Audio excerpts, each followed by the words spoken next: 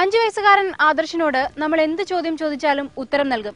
കാരണം ഈ കുഞ്ഞു പ്രായത്തിലെ വലിയ വലിയ കാര്യങ്ങൾ ഓർത്തുവെക്കാനുള്ള കഴിവ് ആദർശിനുണ്ട്. ആദർശിന്റെ വിശേഷങ്ങൾ കാണാം കെലഡോസ്കോപ്പിൽ ഇനി.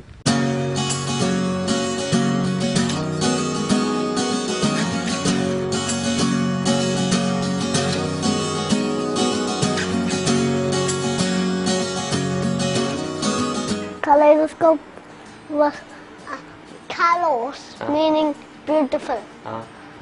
Eidos, meaning shape. Scorpio, meaning to look or to examine. Observe a beautiful form.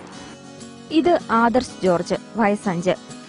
വാക്കുകൾ ഉറപ്പിച്ചുച്ചരിക്കാൻ കഴിയാത്ത പ്രായത്തിലും ഏതു ചോദ്യത്തിനും ഉറപ്പിച്ചുത്തരം പറയാൻ ആദർശിനാകും. സംശയമുണ്ടെങ്കിൽ സൂര്യന് കീഴിലുള്ള എന്തിനെ പറ്റിയും ആദർശിനോട് നേരിട്ട് തന്നെ ചോദിക്കാം. സൂര്യനിലെ ചൂട് എത്രയാണെന്ന് പറയാം. സൂര്യനിലെ ചൂട് 18 million Fahrenheit and 10 million centigrade. You are astronauts. But you cannot touch the sun because it's 18 million Fahrenheit, 10 million centigrade. It will make people burn into ashes. ഇന്ത്യക്ക് എത്ര സ്റ്റേറ്റുകളുണ്ട്? 28. And how many union territories? 7. First atom bomb America എവിടെ ഇട്ടെന്ന് പറയും? First atom bomb was at Hiroshima. Hiroshima ഏത് ദിവസമാണ് നോക്കുന്നത്? 6 August 1945. 6 August 1945. 1945. My grandfather born before that. Oh, your grandfather born before that, eh? He born on 12 April 1942. 42. America ഇട്ട ബോംബിന്റെ പേരെന്ന് പറയാം. America is bomb. ഹിരോഷിമയിൽ ഇട്ട Little boys. eh? Fighter പ്ലെയിനിന്റെ പേരെന്ന് പറയാം. ആ ബോംബ് ഇടാൻ പോയ ഫൈറ്റർ പ്ലെയിനിന്റെ പേര് Bomber B-29 bomber Enola Gay. ഇങ്ങനെ നിസ്സാരമായ ചോദ്യം മുതൽ വർഷവും തീയതിയും ഓർത്തിരിക്കേണ്ട സംഭവം വരെ ആദർശിന് ഹൃദിസ്ഥം. വേൾഡ് വാർ ഫസ്റ്റ് എന്നാ സ്റ്റാർട്ട് ചെയ്തെന്ന് പറയാം? 28 July 1914. എന്നാ വേൾഡ് വാർ ഫസ്റ്റ് എൻഡ് ചെയ്തേ? എന്നാ അവസാനിച്ചേ? November 11, 1918 at 11 o'clock. ഓ, എത്ര പേര് മരിച്ചു? അപ്രോക്സിമേറ്റ്ലി എത്ര പേര് മരിച്ചു വേൾഡ് വാർ ഫസ്റ്റിൽ? 16 to 20 million. 16 to 20 million. World war second എന്നാ സ്റ്റാർട്ട് ചെയ്തേ? World War II started at 1 September 1939. എന്നാ വേൾഡ് വാർ സെക്കൻഡ് അവസാനിച്ചേ? 2 September 1945. ഓക്കെ. എത്ര 6 years and 1 day. ഓ, അത് 6 years and 1 day ഉണ്ടായിരുന്നു അല്ലേ? ആ സെക്കൻഡ് വേൾഡ് വാറിൽ എത്ര പേരാ മരിച്ചേ? Second World War 50. It was a worse war. Worse war Because of 50 million to 70 million died. ആദർശിന് 2.5 വയസ്സ് പ്രായമുള്ള സമയം.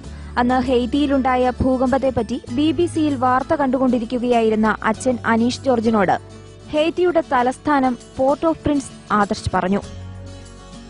കുഞ്ഞുവായിൽ നിന്ന് വരുന്ന വലിയ കാര്യങ്ങൾ കേട്ട് അത്ഭുതപ്പെട്ട അനീഷിന് ആ സമയം മറ്റൊരു സംഭവം ഓർമ്മ വന്നു. അച്ഛനും ആദർശും നടക്കാനിറങ്ങവേ പൊടുന്നനെ വന്ന കാറിന്റെ നമ്പർ പ്ലേറ്റ് ആദർശ് കൃത്യമായി വായിച്ചു. അതും അക്ഷരമാലയും അക്കങ്ങളുമൊക്കെ പഠിക്കുന്നതിനു മുമ്പ്.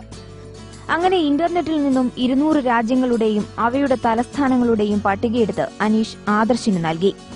ഹെയ്ത്തിയിൽ ഒരു എർത്ത് കേക്ക് ഉണ്ടായിരുന്നു. ഹെയ്ത്തിയിലെ എർത്ത് കേക്ക് ഉണ്ടായി. ഞാൻ BBC ന്യൂസ് വാച്ച് ചെയ്തുകൊണ്ടിരുന്നപ്പോൾ ലണ്ടനിൽ വെച്ച് എന്നോട് ആദർശ് പറഞ്ഞു, ഹെയ്ത്തിയുടെ ക്യാപിറ്റൽ പോർട്ട് ഓഫ് പ്രിൻസ് ആണെന്ന് പറഞ്ഞു. അന്നേരം ഞാൻ ഐഡന്റിഫൈ ചെയ്യുന്നു അവൻ എങ്ങനെ അറിയാവുന്നുള്ള. പിന്നെ ഞാൻ ഇന്ത്യയുടെ ക്യാപിറ്റൽ ആണെന്ന് ചോദിച്ചു. അന്നേരം അദ്ദേഹം മോഹൻ പറഞ്ഞു അത് ന്യൂഡൽഹിയാണ്. ഇംഗ്ലണ്ടിന്റെ ക്യാപിറ്റൽ ലണ്ടന്റെ UK ക്യാപിറ്റൽ വെച്ചിട്ട് പറഞ്ഞ് ലണ്ടൻ ആണെന്ന് പറഞ്ഞു. അങ്ങനെ ഒരു 7 ക്യാപിറ്റൽസ് ഞാൻ ചോദിച്ചു. അന്നേരം അതിനെല്ലാം മറുപടി പറഞ്ഞു. അന്നേരം ഞാൻ ഇന്റർനെറ്റിനകത്തുനിന്ന് 200 രാജ്യങ്ങളുടെ ക്യാപിറ്റൽ പ്രിന്റ് ഔട്ട് എടുത്ത് ആദർശിന് കൊടുത്തു. ഒരു 2 ദിവസം കഴിഞ്ഞപ്പോൾ ആ 200 രാജ്യങ്ങളുടെ ക്യാപിറ്റലും ആദർശ് എങ്ങനെ തിരിച്ചും മറിച്ചും ചോദിച്ചാലും പറയുമായിരുന്നു. ഒരു പ്രത്യേകത 2 വയസ്സും 3 മാസം ആയപ്പം 2.5 വയസ്സെന്ന് പറയാം. 2.5 വയസ്സായപ്പം നമ്മൾ അക്ഷരങ്ങളൊന്നും പഠിപ്പിക്കാതെ തന്നെ ഇംഗ്ലീഷ് വായിക്കാൻ തുടങ്ങി. ആദ്യം കാറിന്റെ നമ്പർ പ്ലേറ്റുകളൊന്നും പഠിപ്പിക്കാതെ വായിച്ചു. നമ്മൾ സർപ്രൈസ് ആയി. Capital of India? New Delhi. New Delhi. Okay. Capital of Saudi Arabia? Saudi Arabia. Riyadh. Riyadh. Capital of Singapore? Singapore City. Capital of Mexico? Mexico City. ഇന്നെന്തായാലും ആദർശ് നമ്മൾ ചോദിക്കുന്ന ഏത് ചോദ്യത്തിനും ഉത്തരം നൽകും. ഒളിമ്പിക്സ് എന്നാ സ്റ്റാർട്ട് ചെയ്തതെന്ന് പറയാം? 776 BC. മോഡേൺ ഒളിമ്പിക്സ് എന്നാ സ്റ്റാർട്ട് ചെയ്തതെന്ന് പറയാം? Modern Olympics started at 1896. 1896. എവിടെയായിരുന്നു എവിടെയായിരുന്നു? Athens. ആദർശിന്റെ ഈ അപാര ഓർമ്മശക്തി ഫോട്ടോഗ്രാഫിക് മെമ്മറി എന്നാണ് ചില ഡോക്ടർമാർ പറയുന്നത്. ആദർശിന് ഡ്യുവൽ മെമ്മറി പവർ ഉണ്ടെന്നും ചില സൈക്കോളജിസ്റ്റുകൾ അഭിപ്രായപ്പെടുന്നു. ഡ്യുവൽ മെമ്മറി നമ്മൾ ഒരു കാര്യം ചെയ്തുകൊണ്ടിരിക്കുമ്പോൾ തന്നെ മറ്റൊരു കാര്യം നമ്മൾ എന്തെങ്കിലും ചെയ്തുകൊണ്ടിരിക്കുമ്പോൾ നമ്മൾ ക്വസ്റ്റ്യൻ ചോദിച്ചു കഴിഞ്ഞാൽ ഇത് ചെയ്തുകൊണ്ടിരിക്കുമ്പോൾ തന്നെ ആൻസർ പറയുകയും ചെയ്യും.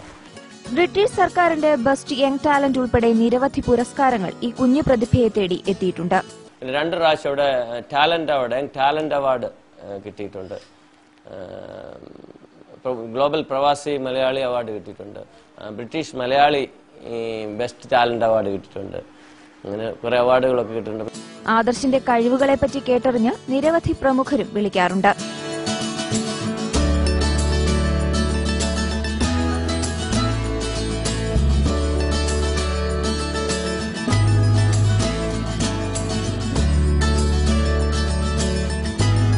ബ്രിട്ടനിൽ ഡേവിഡ് കാമറൂൺ പ്രതിപക്ഷ നേതാവായിരിക്കുമ്പോഴാണ് ആദർശിനെ അഭിനന്ദിച്ചുകൊണ്ട് കത്തയക്കുന്നത്.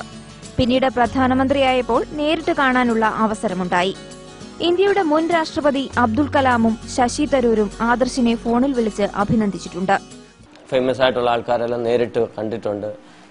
പ്രിൻസ് വില്യംസ് അവിടുത്തെ രാജകുമാരന് അഭിനന്ദന കത്തയച്ചിട്ടുണ്ട്. അദ്ദേഹത്തെ ക്ഷണിച്ചിട്ടുണ്ട്. അദ്ദേഹത്തിന് വിവാഹത്തിന് ലെറ്റർ അയച്ചിരുന്നു.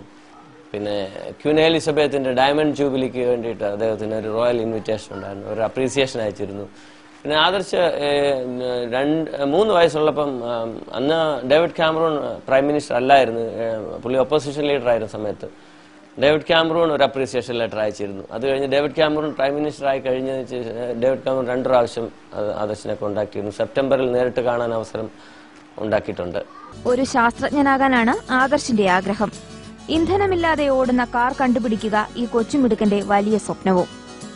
ആദർശിന് എന്താവണമെന്നാണ് ആഗ്രഹം? Scientist.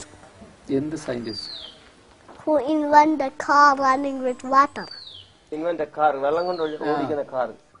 I like to invent a car running with water, and I want to buy a car running with water.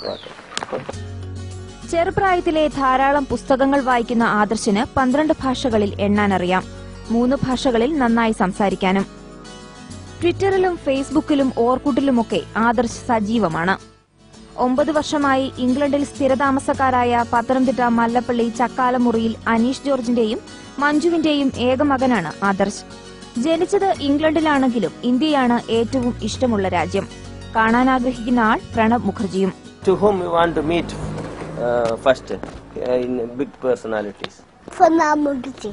He's with a big personality. He's a president of India.